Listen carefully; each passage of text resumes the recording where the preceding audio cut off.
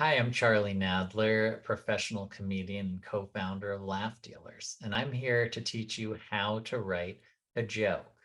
First rule is you need to have a collared shirt on and no hat. Second rule is don't listen to any dumb, arbitrary rules like that. Comedy is really for you to make of it. This is just to provide some structure and hopefully give you some good tips. First tip I have is that comedy should be both relatable and specific. You want it to be relatable so people can identify with what you're talking about, but you want it to be specific so that you're talking about something that's unique and something that they hopefully have never heard of before. When you're thinking about your topic areas for jokes you want to write, you want to try to find areas that people can relate to. So that includes things like childhood, dating and relationships, family, food, friendships, having kids, travel, and work. Here's an example of specific topics within these more relatable, broader areas. So for childhood, maybe it's something super embarrassing that happened to you. For dating, a terrible first date. For family, a quirky parent. Food, your favorite dish or a strange dish that you tried on some exotic vacation, maybe. Friendships, your crazy friend who's always doing things that are just unbelievable. Maybe you have kids or things about having kids or that no one gets any sleep and it's just pure chaos. Travel, no one wants to hear about the Turks and Caicos and the amazing tan you got. They want to hear about the awful sunburn that made your life hell. Work, you'll want to talk about in the never-ending Zoom. Just the person just keeps droning on and you're never sure it's going to end. And maybe they're just holding you hostage on this video and you won't learn anything and you'll have to be here forever. Good rules of thumb. You want to look at all the angles of your jokes so that you don't miss opportunities to talk about anything that could be funny. So really try to pick it apart and think about all the different people that are associated with the joke or all the different elements of it that you find funny. You want to cut. You don't want to have too many words. You want it to be concise. You don't want to just keep talking and then people are like, this isn't funny. And then again, you're just stuck in something that isn't comedy and you are trapped and hating it. You want it to be evergreen. And what that means is it's something that doesn't have a shelf life, it doesn't expire. So if it's a joke about um, golf isn't going anywhere anytime soon anyways. You don't want to do something that people might forget about, like laser discs. No one remembers laser discs. So don't write any jokes about them unless it's a joke about no one remembering laser discs. And then maybe people in their 50s and up will think it's funny. Honesty. You got to be honest. The same thing of, coming up with jokes that you think are funny. If you're honest, people will relate to that. They'll feel it and it'll seem like you're talking to them too, as well as, really talking to yourself. Misdirection. You don't want to say, why'd the chicken cross the road to get to the other side? Everyone sees that coming. You want to try to find something that is a twist on where the audience thinks you're going, and then it'll be a surprise, and that surprise generates laughter. Personal experience.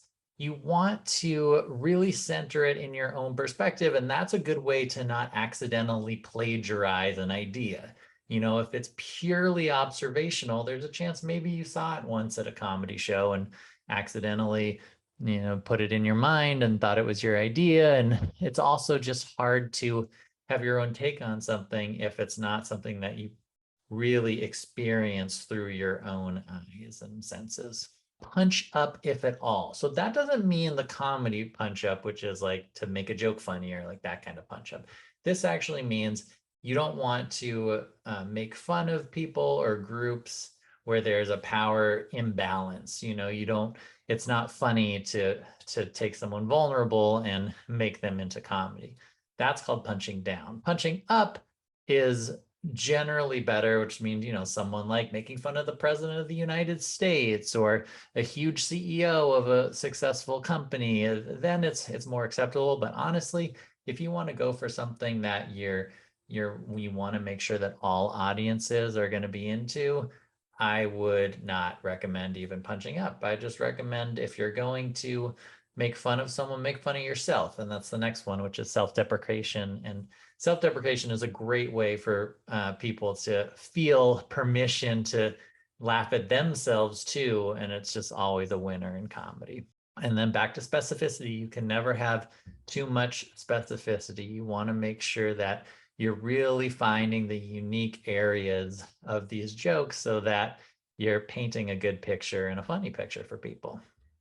So now we're going to look at a quick joke example with some of these ideas in practice. This is my bit about a lobster roll. I went and got a lobster roll and they charged market price.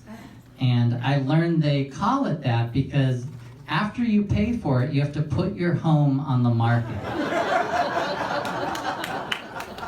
Now you'll see from that joke that I implemented a lot of the things we talked about. I picked food, which is relatable, but a specific dish, lobster rolls.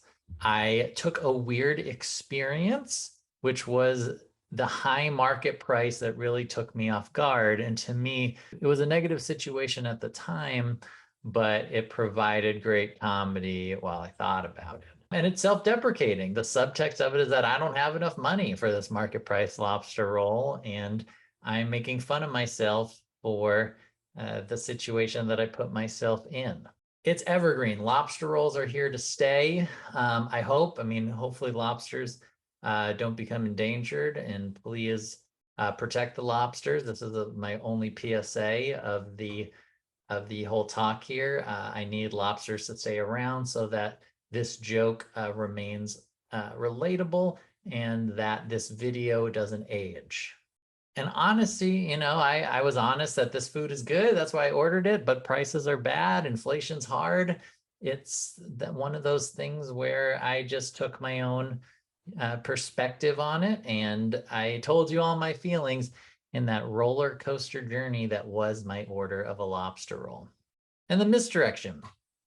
I could have easily just said I got a lobster roll. It was market price, which means the market dictates the price, and it was a lot and no one would laugh and it wouldn't be a joke.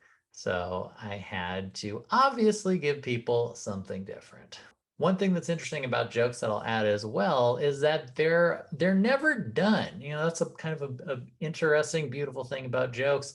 This joke in particular, I have some other elements of it that I'm still working on. So right now it's that standalone, more of a one-liner about the market price, but there are other angles I'm looking at about the bun and it being on a hot dog bun. Sometimes it's on a brioche, and there's all these elements of it that I'm writing jokes for.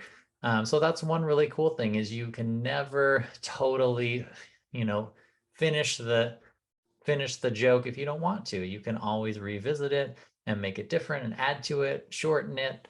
And it's just its own living, breathing organism. So that's it. That's how to write a joke. Please remember to like and subscribe to our page, and we'll be putting out more informative content about the art and science of comedy. And thanks so much for watching.